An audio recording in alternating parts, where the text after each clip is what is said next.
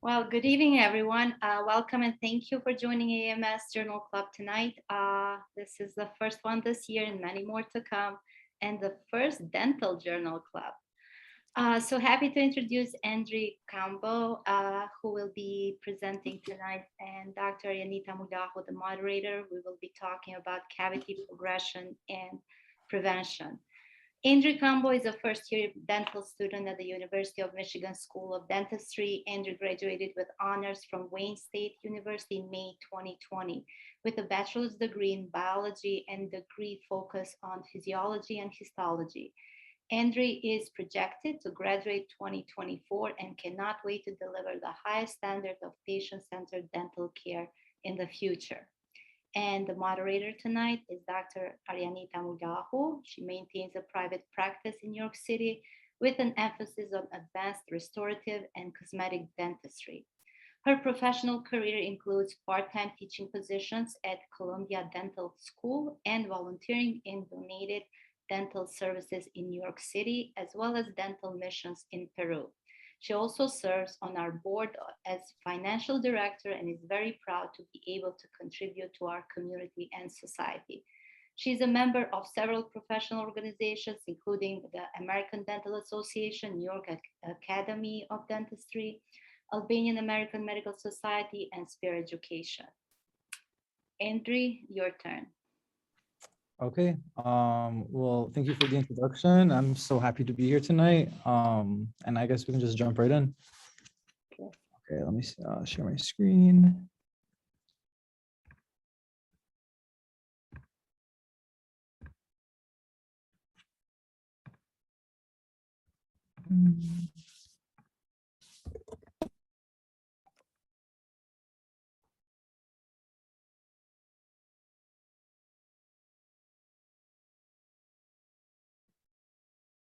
Okay, wait. So I have to relaunch the app for me to share my screen. So I'll be back and I'll hop in right 1 second. Okay.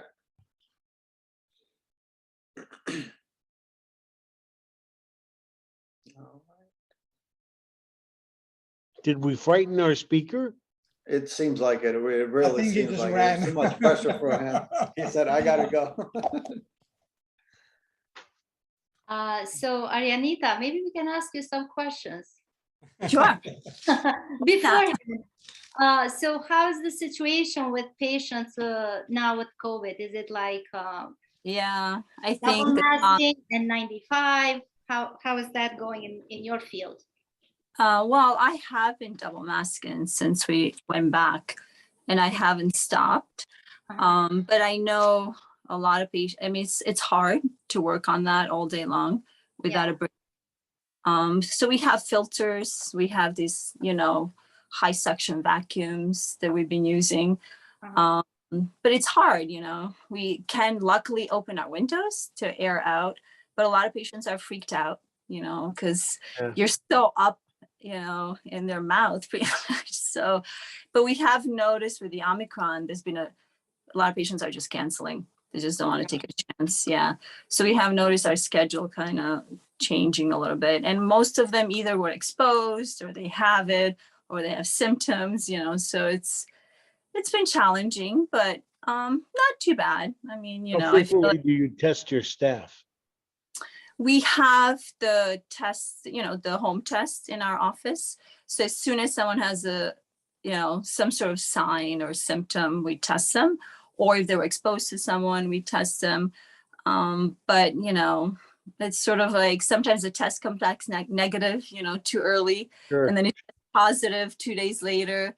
And now it's like, oh my God, who do we call? Like, how many patients do we have to track back? So it's been, just challenging in some ways, but I bet. but it's been okay. I mean, it's not terrible, so I feel like we've maintained it.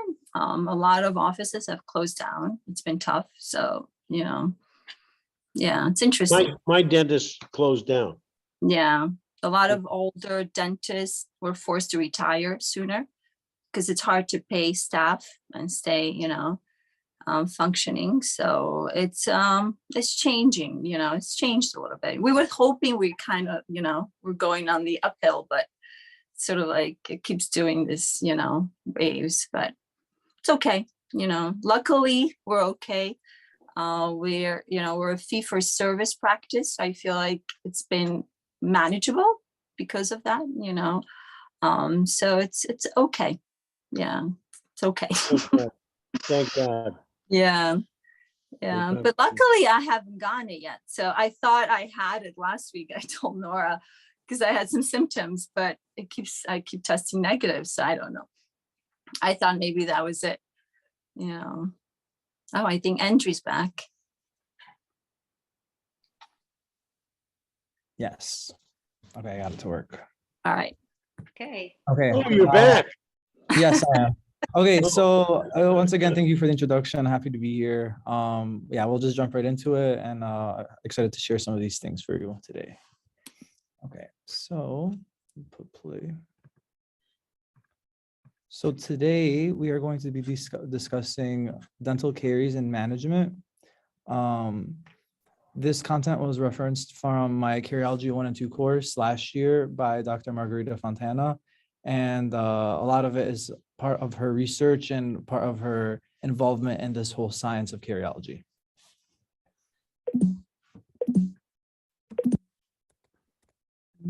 Okay. So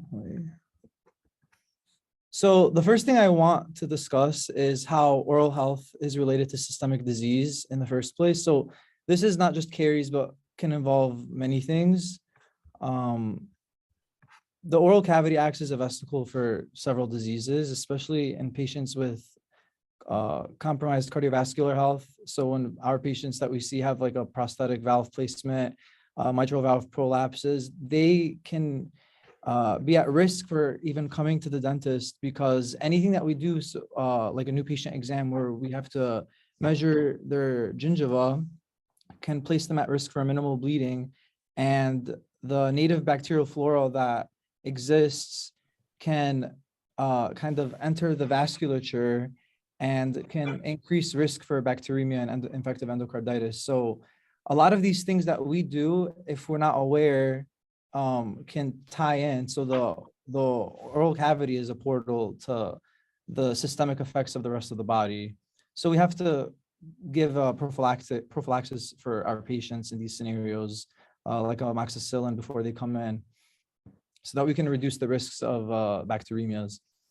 So that's like one thing that we recently have learned in our curriculum, and this is a good example of how oral health and systemic health are linked.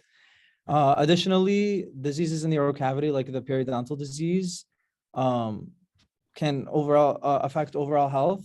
And this is by, if you have a lot reduction in alveolar bone, you reduce support for teeth.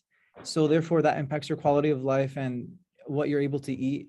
So that can reduce, have an impact in diet and overall what affects in what you have in your diet and what you can nourish yourself in that sense. Additionally, oral bacteria can be associated with initiating or worsening conditions like diabetes and cardiovascular diseases. And a lot of systemic diseases can present with oral manifestations. So one thing is dentogenesis imperfecta. One link that we learned in our genetics course last year was that a lot of our patients will come in with these yellow looking teeth that we're not sure why this happens. So a lot of the systemic effects of this that you can see that kind of tie in with how the body and how the teeth are related is that these patients appear with present with blue sclera of the eye. So that's a very interesting example.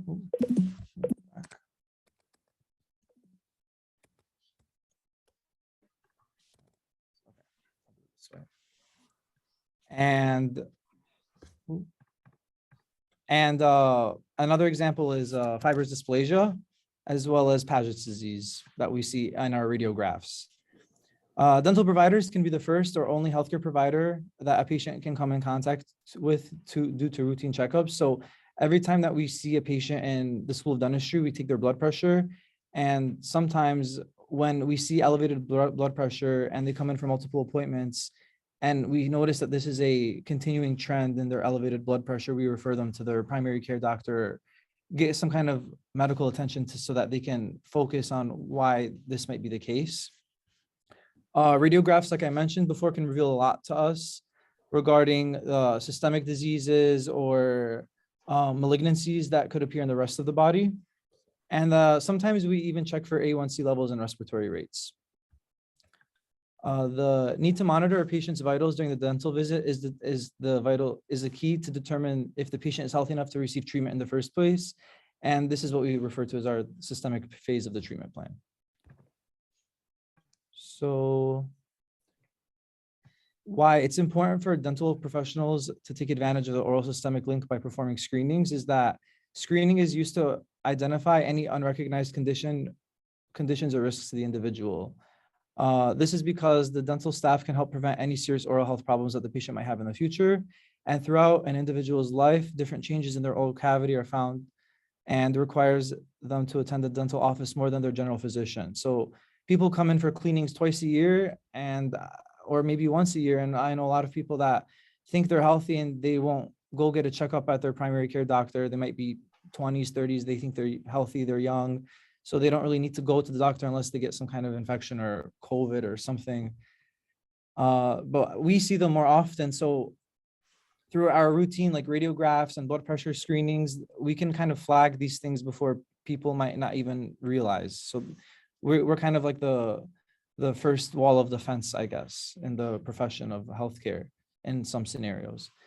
Additionally, certain cases can be found where a particular condition might appear in the mouth before anywhere else.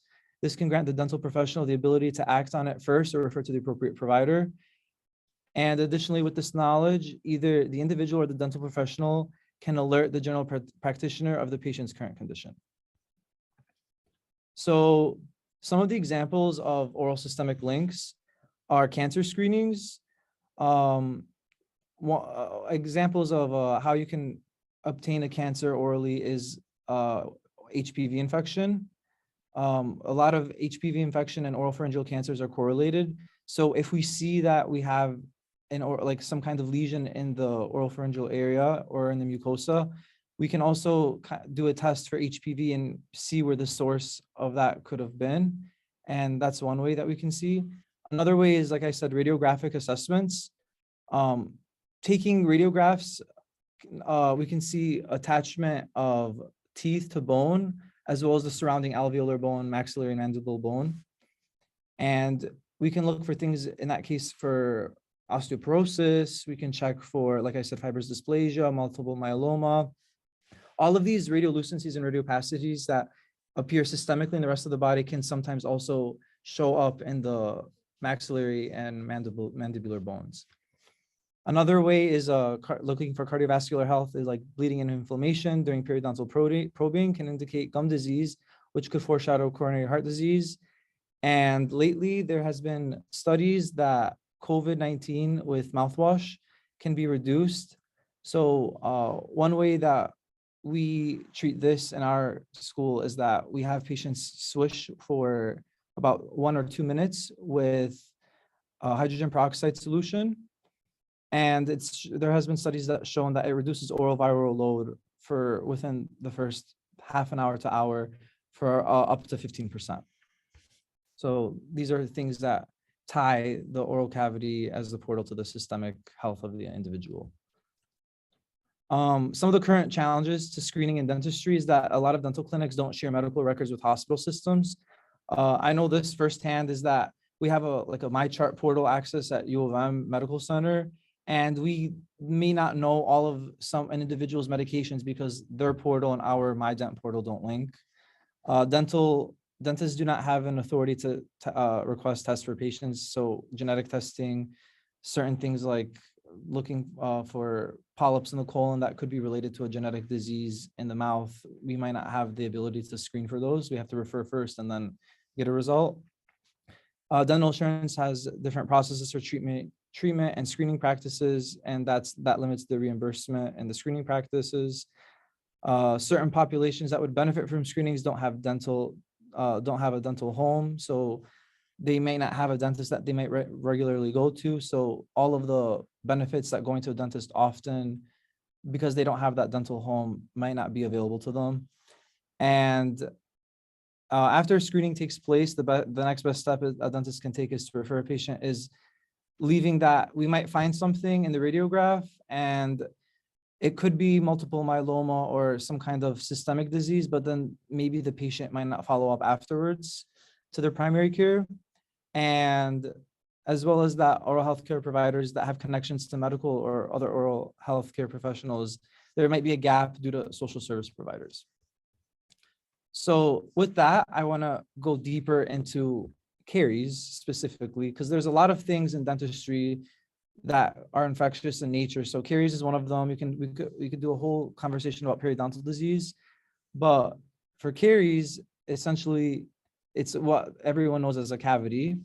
And all it is really doesn't sound like it's a huge thing, is that you lose the minerals in your tooth because of the acids that dental plaque bacteria produce. So here's a clinical image of a cavity that you might see. It's like, this is a blown up image. Clinically, it might not be this large, but you see this dark brownish, not shiny area on the tooth. And then on the radiographic image, you see this radiolucency right here. So this is what caries look like. And then here's another image of how you might see this like brown or black stain here in the groove of the tooth. And that is a sign of caries. Some epidemiology of dental caries is that it's the #1 chronic childhood disease in the United States. The prevalence of caries in children and young adults is age 2 to 19 is 45.8%. And in Albania, it's a little higher at 47.19%. Some fun facts is that it's more common, it's 4 times more common than obesity, 5 times more common than asthma, and 20 times more common than diabetes. So here we're going to discuss some early childhood caries. Early childhood caries is caries that occurs in young children's primary teeth that might result in part from permitting children to go to sleep while sucking from a bottle from a sugary liquid. So I've heard a lot of stories from parents, moms, that they give their child a way to for them to not cry is that they give them a bottle with like a juice, and they'll suck on this juice overnight, maybe a 7 or 8 hour time period. And that juice, even though it may be sweet and calm the child down overnight when they're drinking it, having that fluid build up in their mouth is a sugar source that fuels the bacteria to make acids, and those acids is what demineralize the tooth that overall lead to caries. So I've also heard stories from Albanian moms. They take the lokume, the Turkish delight, and they'll like wrap it in some kind of cloth back in the day, and they'll just let the child like kind of suck on that overnight. And like I said, it's a sugar source. So then you'll see a lot of things like this, and having infection this rampant in primary teeth can spread, and it will eventually end up maybe compromising the permanent teeth. So make sure that these things don't happen when we discuss with our rapport with the parents. So some basic tooth anatomy is that there's kind of 3 layers to the teeth. You have the enamel, which is the strongest mineral in the body. The dentin, this compromises like the body of the tooth. And then you have the pulp, which this is the vital part of the tooth that contains lymph vessels, blood vessels, nerves, etc. The tooth is surrounded by the gums or the gingiva, and you have the root here that contains the nerves that go all the way down, and it's supported by the alveolar bone. Some dental histology here is that, so you have this basic image, some basic tooth development here is that first you have dentin that is secreted by odontoblasts. It's kind of like how bone is formed, where you form this like hydroxyapatite collagenous matrix. And then over time, cells come in and replace the collagen protein matrix into a more mineralized matrix. So you have this structure of dentin that's laid first by the odontoblasts. And then ameloblasts that form enamel come in and produce the enamel. The odontoblasts also have these long processes that that are linked with these dental tubules, and these dental tubules are the ones that are filled with fluid. And the impact of this is that this is what causes the sensitivity or pain response, because what this fluid-filled dental tubule has is a fluid that is osmotic in nature. So whenever someone complains of having a toothache by eating something cold, hot, sweet, spicy, salty, the osmotic difference in this fluid causes like a change of movement, and that change in movement in this dentinal fluid transmits to the nerve, and that's what we perceive as the pain. And then that's why these dentinal tubules serve as passageways. And here's a scanning electron micrograph of how vast these tubules are on the tooth surface. A key thing to note is that dental tissues are mineralized. So like I said, these are the overall of all the tissues. Once we secrete our dentin in our enamel, this mineralized enamel is deposited and the dentin is deposited incrementally. And in the enamel, once you go a little deeper, they're bundled, these crystals are bundled in these enamel rods. And these enamel rods are formed from the mineral calcium hydroxyapatite. One way why we enforce the use of fluoride, which I'll get to later on, is because when we change this calcium in this chemical formula to fluoride, which we get from the toothpaste in our diet, whatnot, the way that the chemistry works is that the pulling of the fluoride because the calcium is a central atom, right? In this whole mineral matrix, calcium and fluoride have different size charge properties, and the fluoride, since it's a larger atom, will pull in the electrons closer, which overall increases the strength of the whole mineral matrix. It's a lot of general chemistry from God knows long ago. Okay, so the oral environment, you have oral fluids that come from salivary glands that produce free calcium, fluoride, and phosphate. And then within the saliva and the deeper in as you go towards the tooth, you have what's the plaque that everyone knows as plaque. Plaque is just the mixture of bacteria and the food. And this plaque fluid is actually a modification of saliva. So it's the saliva-like phase associated with the dental plaque. And it basically contains extracellular aqueous phase of dental plaque that contains higher concentrations of calcium, fluoride, phosphate, and is able to buffer better.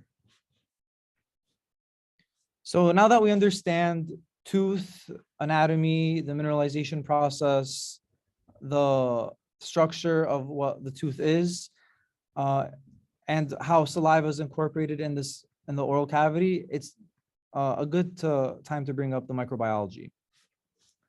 So what happens is that these early colonizers of bacteria come in and they kind of set this matrix or set the stage for later bacteria to come in later to colonize. You can't have bacteria Y without having bacteria X colonize first. So this is kind of the concept of how S. mutans colonizes our oral cavity. So these early colonizers are Streptococcus sanguinis and Streptococcus gordoni. And these come in first. These are health-associated streptococci. And whenever you get inoculated by the Streptococcus mutans bacteria, which could be from poor oral hygiene, high sugar diet, immunological or microbial factors, the Streptococcus mutans will then colonize. And then this is the main bacterial player that produces our acids. And later on, if these factors, the poor oral hygiene and the high sugar diet, are not managed properly, then these late colonizers that are acid tolerant and acid producing, like lactobacillus, will come in and further encourage the caries progression. So the reason why Streptococcus mutans is the main player of the dental caries progression is because it has a variety of these virulence factors. These virulence factors include glucan binding proteins A and C and the wall-associated protein. The a key one that I want you to remember for now, because it's going to come up later on, is this antigen 1,2. And all of these virulence factors basically have two goals in mind. They want to increase adherence with streptococci to the initial colonizers, and they really want to stick there for late colonizers, to provide an opportunity for late colonizers to come in and other streptococci to bind to each other to kind of dominate the oral cavity.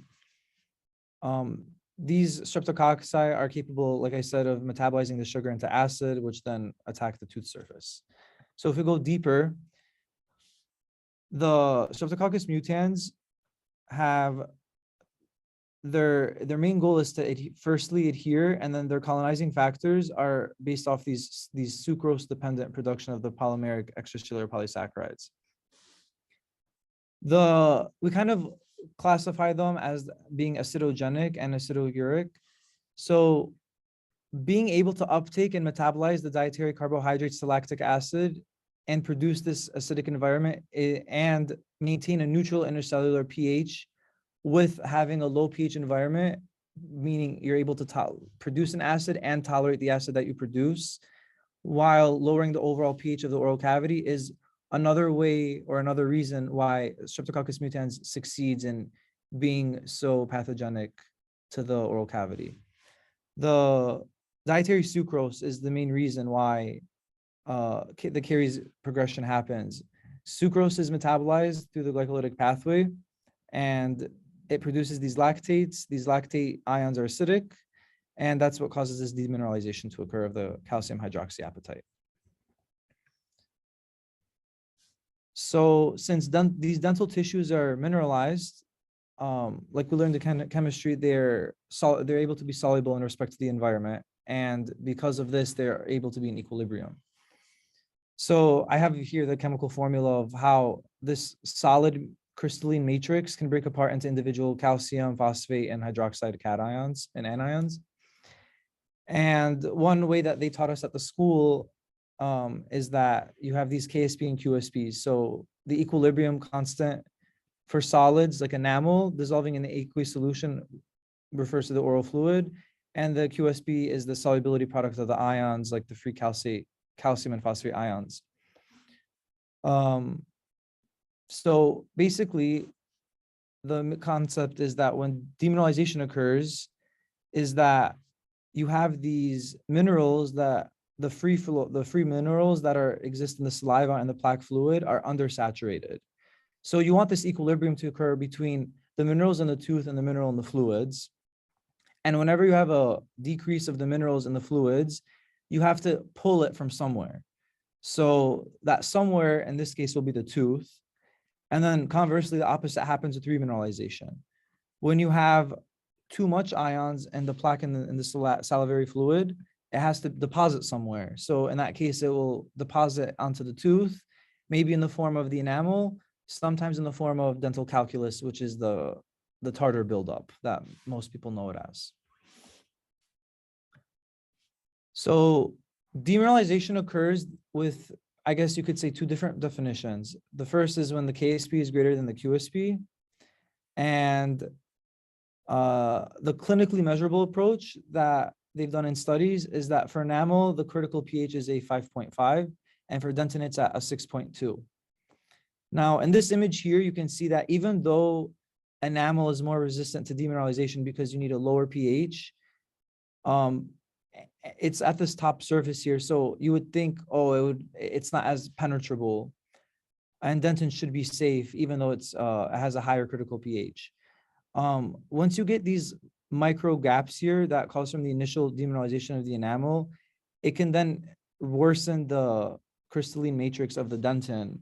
So the lesion clinically you might look at it as it might having a small, like, pinpoint cavity lesion, but then once you open it up with the burr, with the drill, you'll see that it opens up to something far larger than you could have ever imagined. That's because as soon as you cause this little break in the enamel and the acids are able to flow in, and because this dentin is able to be demineralized much greater than the enamel, based on, like I said here, the axis, you could see something that's far larger than you could have thought. A main concept that you should understand is that demineralization and remineralization always occur in cycles. So because this equilibrium is always occurring and this cycle of demineralization and remineralization is happening, you're always introducing and taking away ions back and forth. The main goal, though, is that this happens regardless. So we're going to eat sugar. It's going to cause acid production by the bacteria, and that's when you're in demineralizing. However, if you have good oral hygiene and you're able to have an uptake of fluoride from the water and your city water line, you're able to have fluoride by brushing your teeth, fluoride varnish when you go to the dentist. You kind of fight this demineralization process and go back into equilibrium. So here, this is a nice, these two are nice graphs because they're kind of showing the time that you're going from demineralization to remineralization and back and forth, and that you can have a predominant side that you can take. So if you don't have the best hygiene, or if you have a bad diet that is high in sugar, you might be able to mineralize more. And this is the clinical sign of having an active lesion. If you're able to catch this and be able to fight the demineralization with remineralization, you can arrest the lesions. And if you're doing a great job with your hygiene, you're watching the diet, you're capable of understanding the dynamic processes of how to fight this equilibrium, then you're able to even prevent these lesions and keep the teeth for a very long time. So the first thing that we see in the clinic is that early lesions are usually non-cavitated. Just because you don't have this gaping hole in the tooth doesn't mean that it's not a cavity. Caries start from all stages, which I'll show you later. But here in this case, you'll see this these set of teeth that were previously done with orthodontics. So you can kind of see where the brackets were held in place here. And this particular patient did not have the best oral hygiene during orthodontic treatment. So that's why you see this kind of these white spots around the tooth. So in this patient, what happened is that the initial acid attack on the calcium hydroxyapatite rods and between the rods were broken. And like I said before, once the crystals are enlarged in the enamel, the diffusion pathway for acid products by the bacteria go to dentin, and that demineralizes it. Now, since the enamel surface is more at the surface, it has more minerals and it's also harder. So it's also exposed more to the oral environment, the plaque fluid, so that demineralization and remineralization cycle has more of an opportunity to remineralize the tooth. Dentin, though, has fewer minerals because it's deeper down, and also the remin cycles occur less. So that's also another reason why dentin is more prone to having caries progression more than enamel. So since the mineral loss at the subsurface, the dentin, and the discrepancy of the mineral loss between the enamel and dentin, like I explained here, occurs, you'll see this white spot lesion, like I said in the orthodontic patient. These white spot lesions are also known as incipient lesions and are also reversible and arrestable. Some of the things, so the tooth kind of has, once we see these cavitations, like in this scenario where we see a break in the enamel surface and it starts to infect the dentin and the nearby pulp, what happens here is that since the dentin is a vital tissue that's part of the pulp dentinal organ, it reacts to external stimuli even when there's no caries present. And so here, when we look at this carious dentin, there's a bacteria-rich layer that's past the initial cavitation break. And then you have a bacteria kind of limited layer. And then you see that this dentin that is sclerotic. And then you have this an area near the pulp horn that's able to kind of wall off the infection before it accesses the pulp. And this is what happens when these processes is what's indicated here, is that in order to wall off the infection, depending on how intense the stimulus is and what kind of cellular processes occur, you can get this tertiary dentin formation. that will kind of cap off or like I said, wall off the infection before it gets to the pulp. And then once it gets to the pulp, it will be treated through endo. And this is kind of like the body's natural last defense mechanism. So once we discussed these non-cavitated and cavitated lesions, but there's a methodology that we use at the school that we classify these lesions based off of this spectrum of severity. And then from this, we determine what kind of treatment we go for. So now that we understand the mechanics and the basic mechanism, we can kind of classify these lesions. So here, this is no disease. The initial lesion here is like when the caries lesions are kind of restricted to the groove of the tooth. ICDOS2 lesions are when it goes kind of past the groove of the tooth and it infiltrates more anatomy. From ICDOS2 to ICDOS3 lesions, we kind of have a break in this enamel structure. And this was what we would feel with the Explorer. ICDOS4 lesions are kind of get more worse. This is kind of indicated that there's kind of a shadow under the tooth, and that shadow is produced when dentin is destroyed or the collagen is like irreversibly denatured. The demineralization process under the enamel is very substantial, but the enamel itself is more intact than dentin. And then these ICDOS5 and 6 lesions are very extensive lesions. This means that both enamel and dentin are carious, and it's less than 50% of the tooth surface, and ICDOS6 is greater than 50% of the tooth surface. So when we're looking at these lesions and we're classifying them, we need two things or three things. We need very good set of eyes. So loops in this case would help us. Sometimes these lesions might, like an ICDOS1 might look like an ICDOS0. So with the saliva present, so we have to air dry.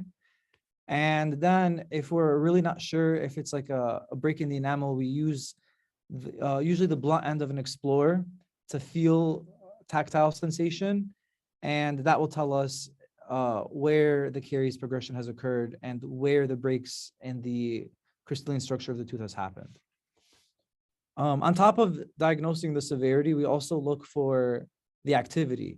So sometimes patients will come in that will have this ICDOS1 lesion, and caries will have a distinct feel to it. So usually when we feel for something, we feel for a catch, or usually the tooth structure will feel like kind of this leathery feel.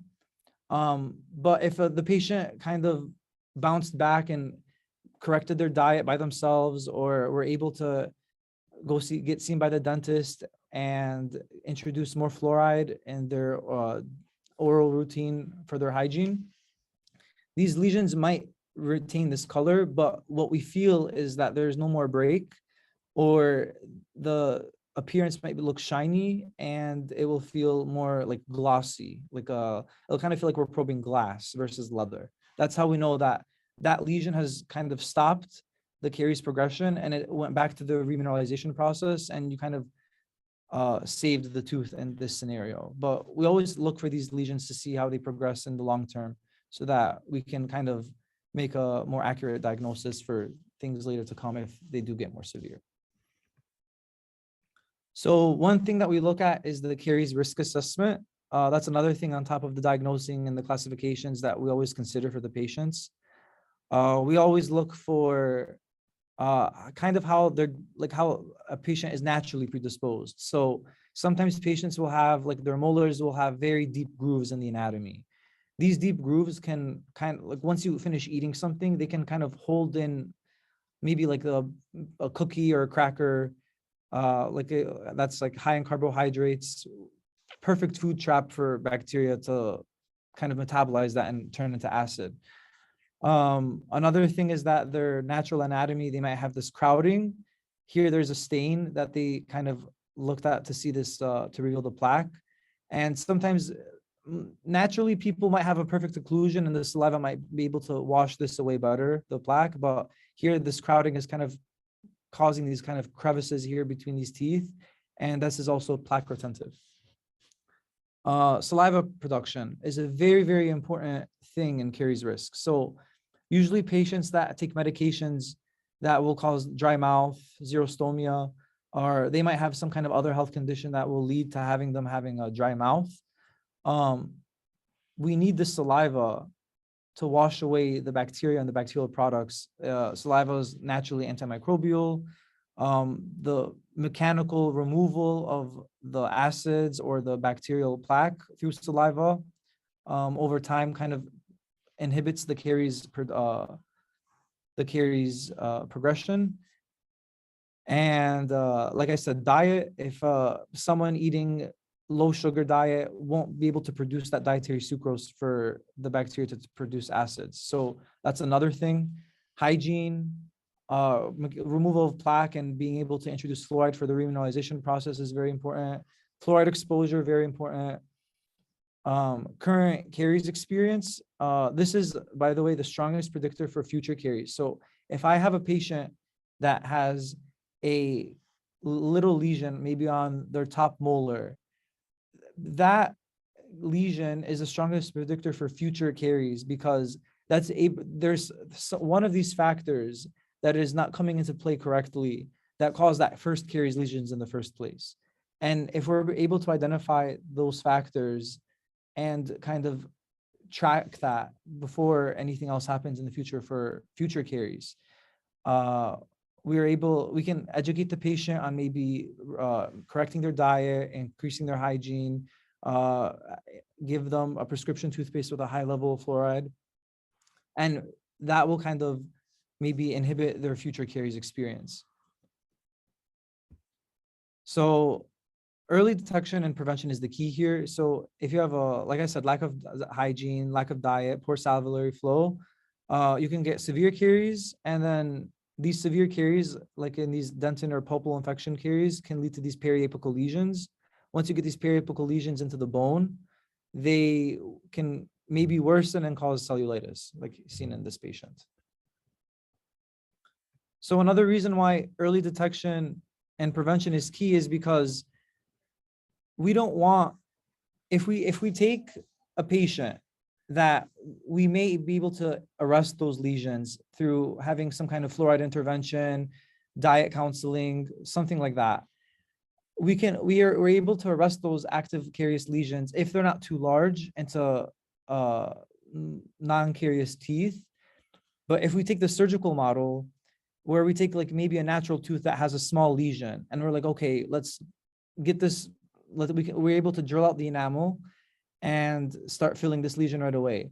You might start off with a tiny filling at maybe 12 years old, 13 years old.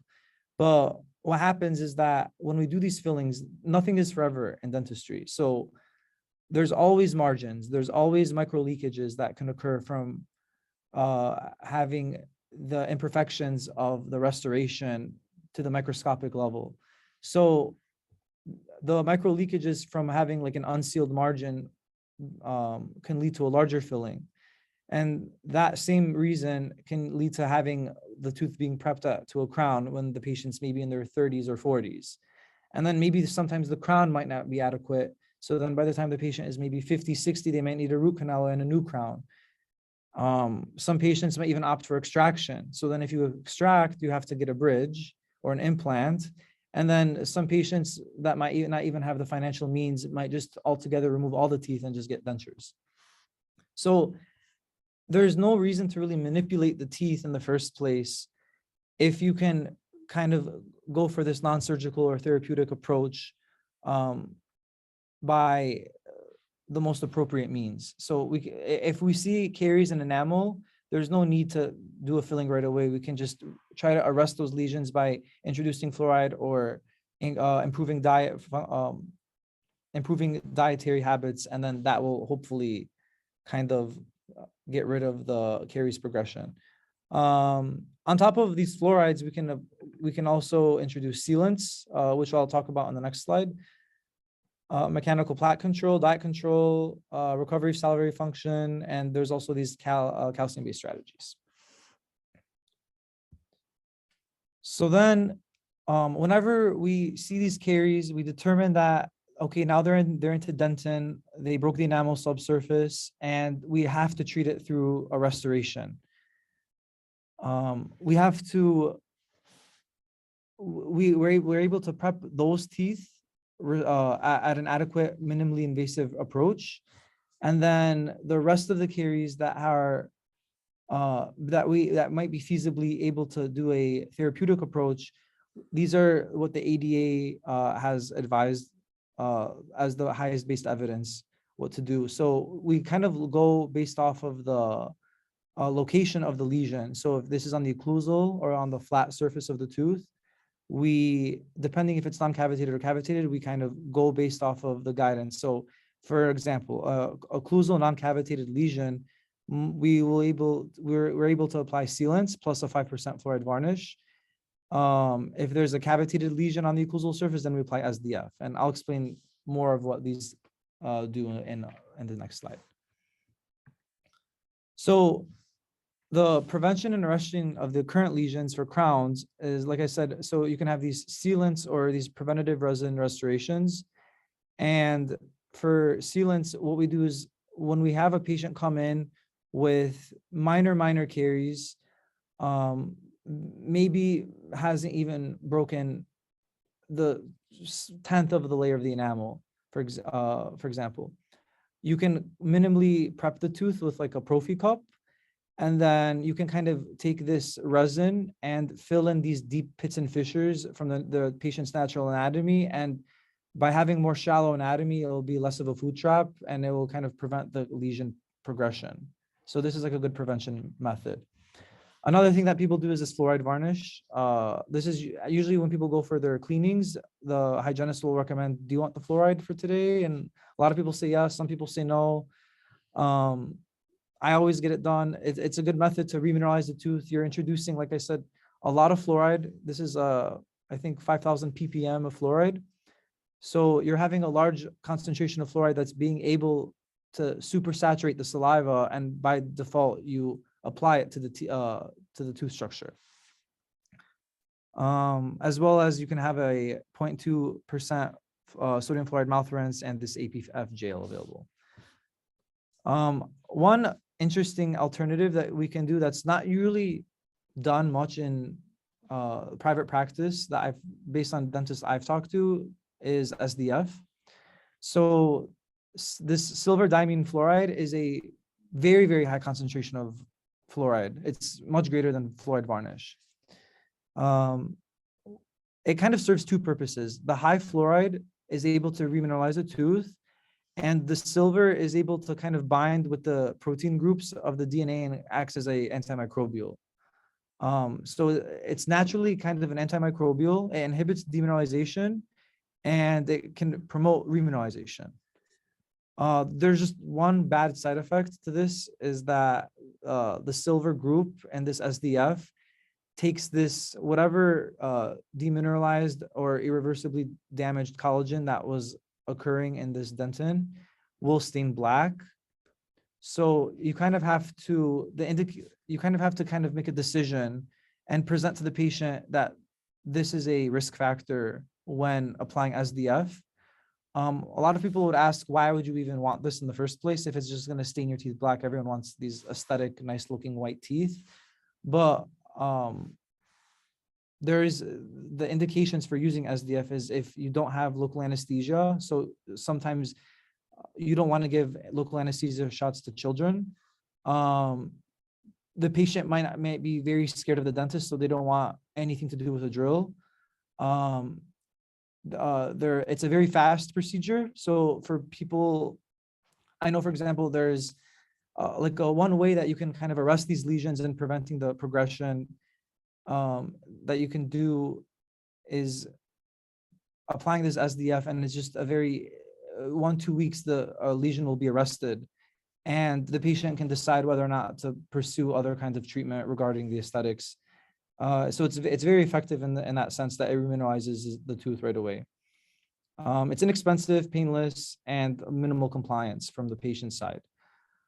A lot of the people that would usually get this would be children, because maybe, like I said, you don't want to apply local anesthesia to a child, or patients with disabilities that might not be able to comply with having motor control or access to brushing their teeth regularly. They might need some external help from someone else in the home. Some prevention and arresting of the current lesions for roots that the ADA says is that you can kind of prevent by having a 5,000 ppm fluoride. So 1.1% of sodium fluoride toothpaste or gel. And if that's not feasible, you can use this chlorhexidine wash with the 1% thymol varnish. Other methods to decrease the caries process is that you can have these polyol gums. This is xylitol gum. A xylitol gum that you can get that's really easy. You can go to CVS, get the Trident, the tropical gum. It has the xylitol in it. It doesn't have, the xylitol is like a sugar, but it's not able to be metabolized by the Streptococcus bacteria to produce the acids. So this can increase salivary flow while also not providing a source for the bacteria to metabolize anything into acid for demineralization. Another one are these probiotics and prebiotics. So probiotics are these living microorganisms that are safe for consumption. This right now is a hypothesis for caries management. So right now, probiotic strains can interfere or inhibit other microorganisms, especially the pathogens. So in terms of caries prevention, you take a lactobacillus bacterium, and these bacterium are able to survive well in the saliva, and they're able to adhere to the tooth and mucosal surfaces. By doing that, they're able to outcompete the like it says here, antagonize the S mutans and cariogenic taxa. So they can kind of help balance out the oral flora between like the good and bad bacteria. In conclusion, the probiotics, the evidence shows is that it's insufficient for recommendation for managing dental caries. Although a lot of people that might not be, that are against fluoride, they think it has some kind of toxicity, or they have their personal beliefs. You can kind of educate the patient that even though fluoride is the highest based evidence for preventing caries progression, and they still won't be able to budge, you can always recommend this probiotic solution, even though it doesn't have the best evidence. Another one are these prebiotics. So prebiotics are arginine and calcium carbonate. So they have a arginine calcium carbonate with fluoride solution, but it's not available right now in the United States. So right now, this arginine toothpaste is that it's metabolized by arginolytic plaque bacteria to produce a base, and that this bacteria that produces a base from this arginine is able to neutralize the acids that are produced by Streptococcus mutans. In addition, the favors that the arginolytic bacteria are able to help maintain a less cariogenic biofilm in general. So this is what's known as the prebiotic effect. And that the calcium in this arginine and calcium carbonate is able to form a compound in the toothpaste formulation, and that is able to solubilize, and that tooth mineral is able to be more protected with that calcium when it's attacked by the plaque acid. The results of this prebiotic, according to studies, is that it does affect the arginolytic capacity of saliva. It reduces sucrose metabolic activity by Streptococcus mutans, and it leads to a shift in salivary microbiome towards a healthy ecology.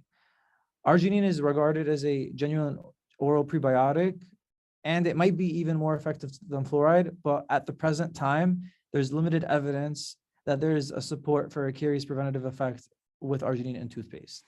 So fluoride is still the one that's being emphasized right now the most as prevention and caries progression. These are some interesting things that we learned in our courses. So there's a caries vaccine that's being in the works.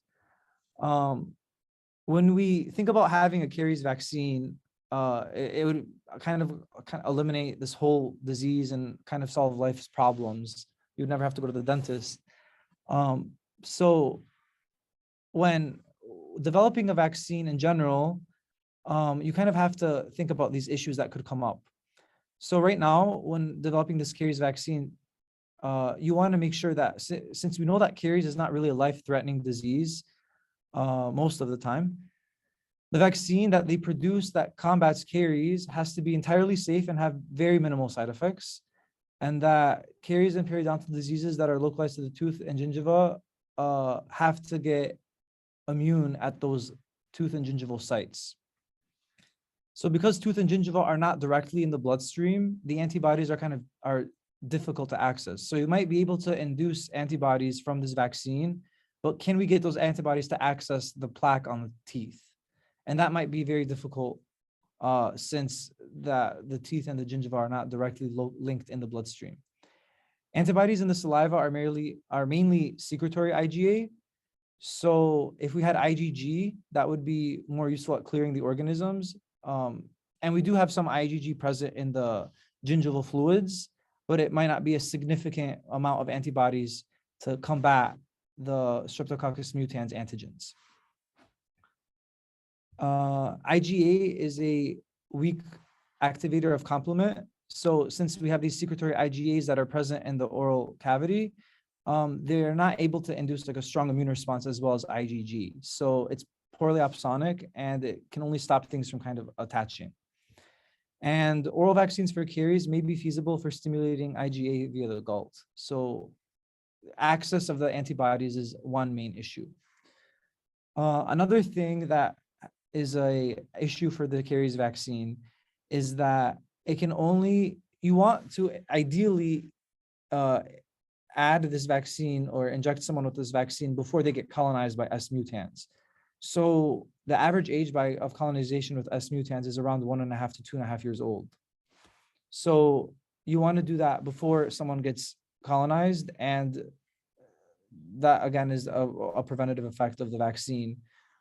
Someone that might be 50 that has a large dysbiotic oral microflora that leans towards heavy S mutans colonization might not be a good candidate for this vaccine.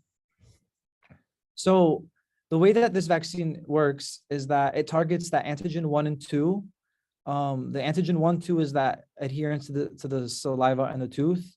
Like we said, those virulence factors of Streptococcus mutans is that it's able to adhere to the tooth structures. So antigen 1, 2 is one of those. And when they are able to do antibodies against this antigen, they found that the result was good. Antigen 1, 2 mutants adherence was low. Another antigen that they targeted in Streptococcus mutans was this glycosyltransferase enzyme. So the major role is for this enzyme is that it adheres to Streptococcus mutans in the presence of sucrose. And when you have this sucrose present, you're able to synthesize these glucans, and this glucan is able to it's this like synergistic effect that you produce more glucan, you have more adherence, more bacteria, more adherence, and it kind of increases. So if you kind of knock out this through the vaccine, you kind of decrease the virulence of the Streptococcus mutans from adhesion. So that's another benefit that they targeted. So the strategy was to combine both of these factors. The hybrid antigen worked really well to prevent infection. So the genetic chimeric protein with 2 virulence agents of S mutans, one with the antigen 1 and 2, and one with the glucan binding for the glycosyltransferase, it inhibited the glucan polymer chain extension, which decreased adherence of the cariogenic biofilm. So in summary, researchers are trying to design a functional vaccine based off S mutans, antigens or antibodies to those antigens. And these vaccines are in the late stage right now with late stage clinical trials, and they are not yet approved. This is a promising approach to the development of prevention of caries progression. And another method that is in the works right now is this S mutans replacement therapy. So right now, the idea with this is that when you have a replacement therapy, you want to genetically modify the S mutans so that you're able to prevent these strains. These strains can't, the goals for genetically modifying these bacteria is that you don't want to have strains that they do not want to cause disease. They do not disrupt the overall oral ecosystem. They have to persistently colonize the S mutans niche. They must displace the original S mutant strain, and they must be genetically stable. So the goal for constructing this therapy is that they try to reduce this lactate dehydrogenase enzyme. And by doing that, you make it you give it this anti-karyogenic effect, and by decreasing the acid production and decreasing, causing like a prevention in the decrease of pH. Therefore, you wouldn't cause caries. However, they saw that the research has shown that if you knock out this lactate dehydrogenase enzyme, you block out the last step of the glycolytic pathway, and the bacteria have a metabolic imbalance. So how do we cause this S. mutans strain to produce low levels of lactic acid? The solution was to knock out the LDH and replace the LDH with a gene encoding ADH. So the resulting strain from this ADH produces ethanol and acetylcholine from the glycolytic pathway instead of lactic acid. So now we kind of solved this problem. We successfully transformed this bacteria and decreased acid production. But how can we cause this genetically transformed trait of S. mutans to outcompete the current S. mutans available in the oral flora? So one way that they figured this out is that they took advantage of the fact that the bacteria produce an antibacterial product called bacteriocins. And what those do is that they limit growth of similar closely related species of bacteria in the immediate environment. So this gives those bacteria a competitive advantage. So some S. mutans make those mucosins, and those mucosins are toxic to other Streptococcus bacteria. So the final strategy for this replacement therapy is to modify the metabolism by replacing LDH with ADH and being able to make a dominant strain by incorporating these mucosins. And then the results is that they found is that the new S. mutans colony can stably remain in the oral cavity for at least 3 years. It induces fewer caries, and it prevents colonization by other strains of S. mutans. So it has this competition. You can also displace previously established S. mutans with it. So that's like one thing that the vaccine is kind of has the challenges for. Like we said, it only can work well with people that are 1.5 to 2.5 years old before the S. mutans bacteria colonize. So this replacement therapy would kind of be eligible for people of like a larger window of ages. The challenges of this, of course, is that even though this is exciting and it works, many people aren't happy with it because it's considered a genetically modified organism, and a lot of people might not really push for having this therapy. So final slide here, some main ideas for caries is that what we try to do is that we look at site-specific strategies that target each unique lesion and then try to prevent those at the individual level. We use the latest and highest research-based evidence from all of the products that we are given, and that the workflow is that we identify a risk level, make a treatment plan, determine a prognosis, recall, and then follow up. We always try to increase fluoride as the best prevention method for all the at-risk patients, and that diet control is vital. It's hard to stop progression of caries disease if the source of the disease is not managed adequately. We'll have patients that come into the clinic that we tell them, hey, we're going to restore your teeth. You have some teeth that we might be able to save if we're able to help with your diet, but it's up to you right now if you're able to make like those sacrifices to decrease your sugar in your diet. So maybe switch out the Coke for a water or something for lunch, or don't like sip throughout the day, try to drink everything in one go. And dietary control and habits are very, very important. Another thing is that we have to record and monitor active lesions to determine the treatment and effectiveness. So arresting lesions without prepping or modifying the tooth is very important.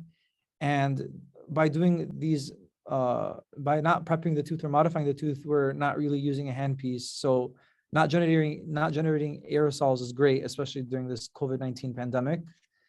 Prevents infection from patients to other patients in the office or patients to staff.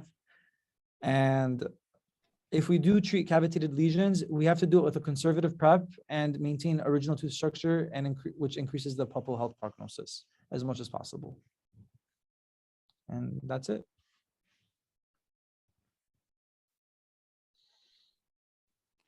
Great presentation, Andre. Thank you. Yeah, good job, Andy. Very Very- informative, very, very informative. I never knew about vaccines actually.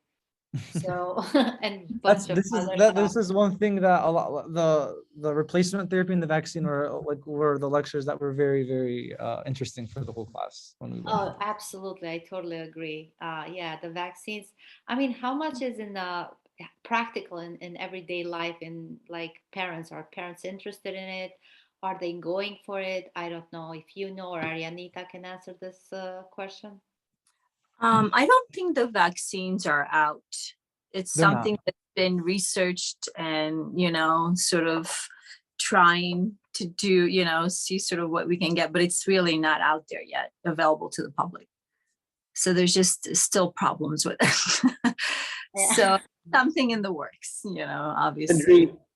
Andrea, I'd like to thank you for an outstanding presentation. You really demonstrated a mastery of the topic and a deep understanding of the basics and the fundamentals of the topics you presented. And quite honestly, I didn't think you could make this topic very interesting to an old surgeon, but you did.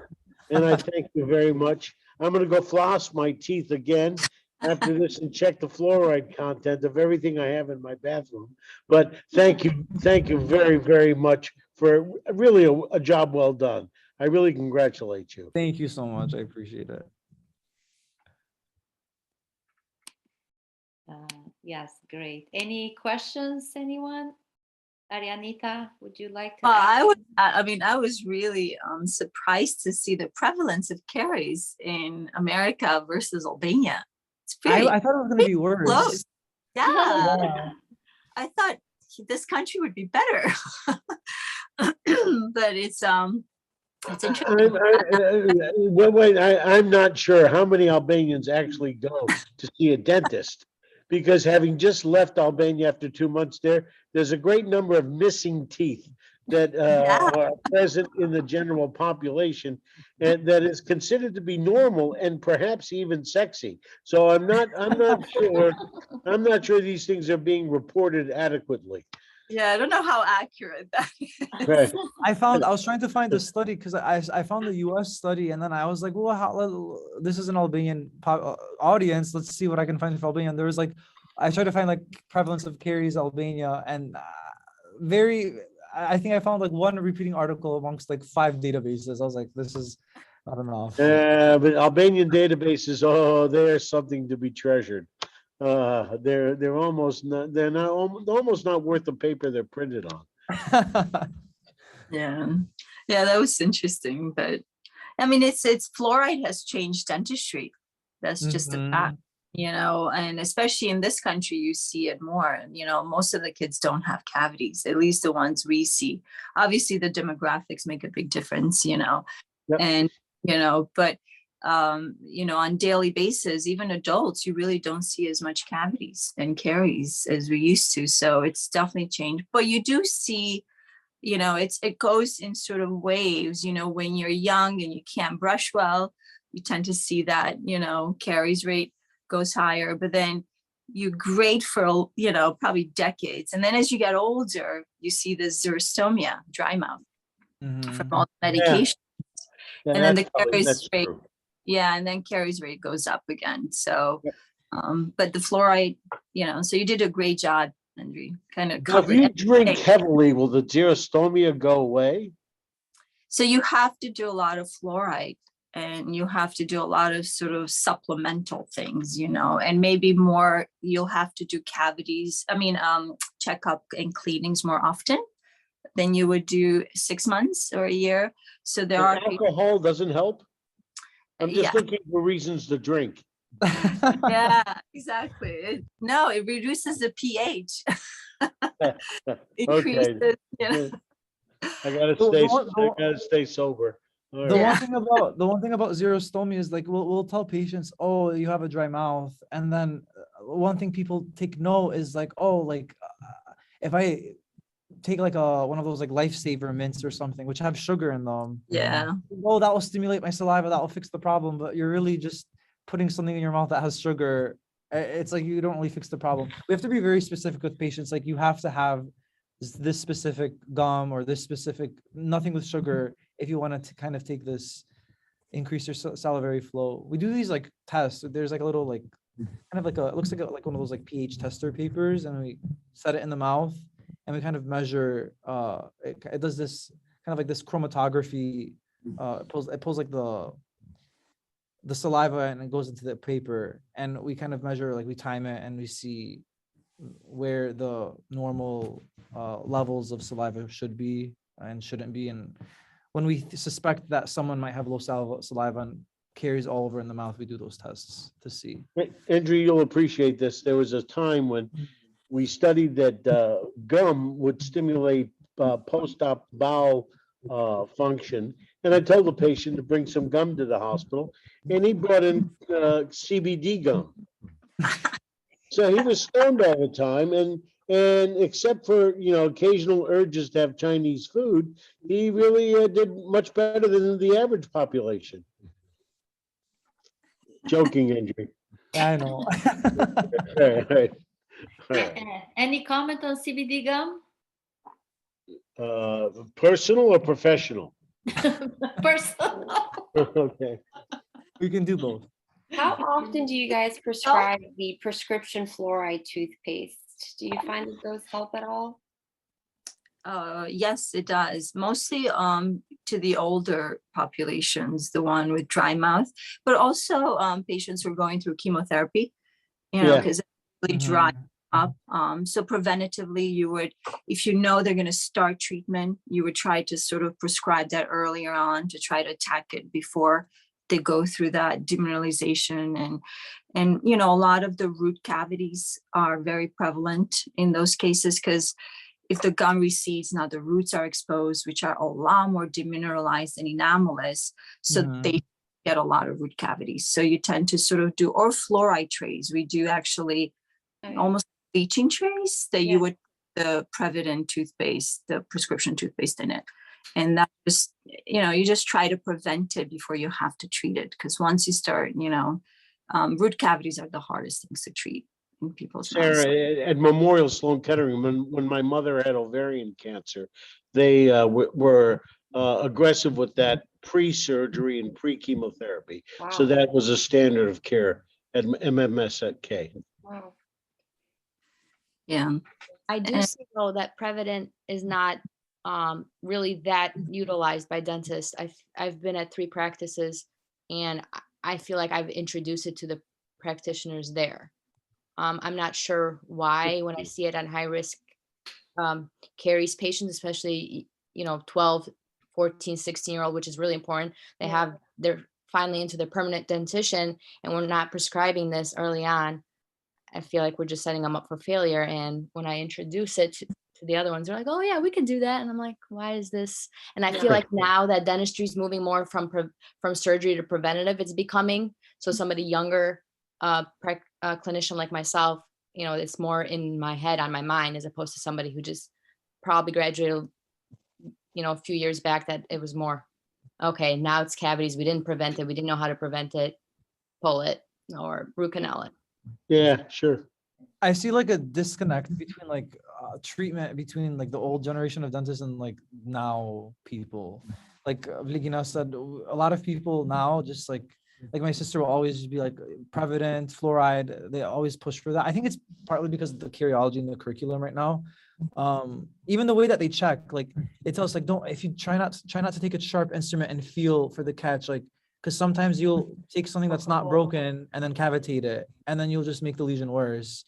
So right now they're really pushing for like, just use like the blunt end of the Explorer and like really air dry it, and like use this keen set of eyes and just like feel very gently. Don't like, because and then I'll be in clinic, and there'll be someone that's like graduated from the 70s, and they'll take the Explorer and just kind of like dig it in there and really feel. Yeah, but you've got to understand though, that unless you're in a teaching practice, for those of us that practice at universities, we're constantly surrounded by young people that challenge our ideas and keep us fresh. But if you're in a private practice and you have no access to young, stimulating people who can say, man, you're a horse's ass. Did you think about this? Well, you will stay stale. So I would encourage all of you that practice dentistry or medicine to stay connected to your medical schools and keep up with the young people. Mhm. And CE courses. I mean, I know a lot of dentists who do not do CE, continuing education. It's just, dentist Yeah. school, good enough, but it just gives you the basics. Bare I bones. know it's true in You medicine don't know. too, except that we're forced to by state Yeah, law. everything you learn is after dental school. I'll like do something in the sim lab, and someone will be like, "Oh, everything that you learned here is like old school. Like you're gonna learn the real materials in the real world up like in the real clinic." And then like maybe that real procedure will be like done 3 times because that's like all the patient pool will give you, and then you're like, "Okay, that's Yeah, it." but it's wrong. In the 80s, when I trained, we were still doing radical mastectomies, not modified radicals, radical mastectomies. And nobody does radicals or modified radicals. We all do breast conserving surgery today. And it's a process, and you have to stay involved, and you have to stay active, and you guys have to be the leaders of tomorrow. You really have to. You shouldn't take a back seat to anyone. You're all smarter than anybody else.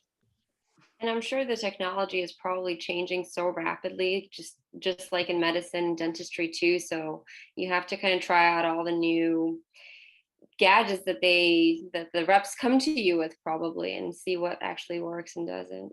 But there's a great technology. I mean, I don't know if you guys have seen the dental scans, like the intraoral scans. So Where good. it's more like a digital impression, it's supposed to sort of like the silicone impressions, but now they have this caries view, which is actually it lights up the tooth, and you can actually see demineralization in the enamel. So instead of taking radiographs and x-rays, which a lot of patients don't want, which that's another, because you don't want to take too many x-rays. So Yeah. if you're not sure, you can actually see little things like that. So there's a lot of technology out there, which makes it fun. It keeps it I'm excited for this vaccine whenever it happens. more vaccines, right? I had a friend telling, because I was like, when I was making these slides up, I was like, guys, remember the caries vaccine? And they're like, we can barely vaccinate the population of something that kills you, let alone our teeth. Well, we've got an HPV vaccine, and most parents will not take their children to get it. Mhm. It's insanity, but they could get rid of cervical cancer completely if they did. And like I said, oral pharyngeal cancer too. Yeah. So there is a madness out there. I have friends that will not take their kids to get COVID vaccines. So it's insanity. Yeah. This was fun, Nora. Thank you. Yeah. Oh, Thanks. no. So I'm not ostracized anymore. Am I No. still? I'm still an No, you're- honorary member. Or? I'm gonna personally invite you every time we have Journal Club, Dr. Oh, Nora, thank you. You're our honoree. Well, I enjoy it, and if I don't answer, it could be that I'm dead, but Oh, no. I don't think so. No way, we need you here. Sarah and I are trying to figure out a good time where she's rested and I'm alive, that we can do an IBD surgery symposium together. But it'll be sometime later on because she's on some tough rotations.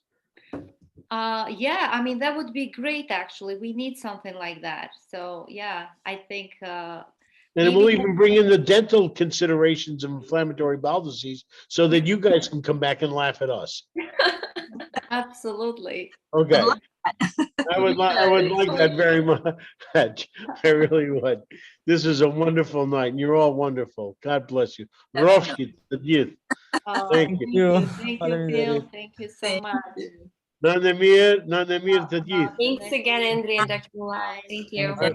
Well, thank you for joining us. I would just like to say we see new faces here tonight, and please, I encourage you to join AAMS. And if you have any ideas for Journal Club, we're all open and we can help you out. Me, Sarah, Jürgen, and everybody. We have a lot of attendings, medical students. Jürgen doesn't like me. I know that, but I'm not. No, not true, not I'm true, not saying anything, Jürgen. not true. Not at That's all. okay. No, And one more thing, whoever is a member, can you please fill out the survey because we want to continue and publish this newsletter. We just want to have an idea what's You working, need me to what's do not it? working. Yeah, if I'll be you're happy to. I okay, didn't we'll think send nobody it to wanted you. me to, nobody cared. No, I care. I All right, care. I'll do it. I'll do it. I'll do it. Don't worry. Don't worry. I'll even stay sober when I do it. Okay. Great. Thank you so much. Thank you All for right, joining us. Bye-bye. All right. Good night, Yeah. everyone. Good night. Good Bye. night. Good night. Nothing.